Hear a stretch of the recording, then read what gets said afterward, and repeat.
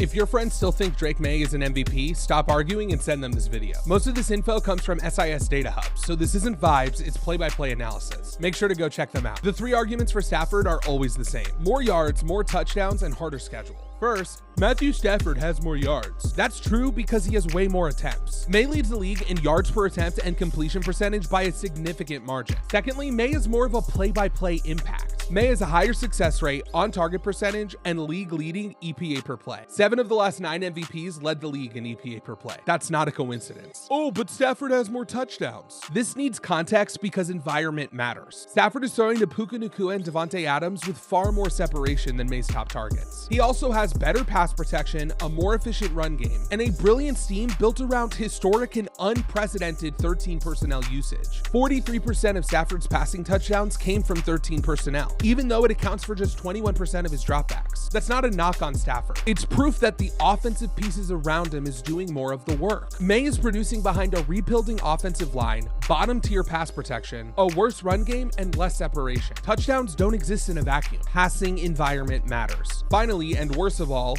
well, Maye has an easier schedule. Let me be clear.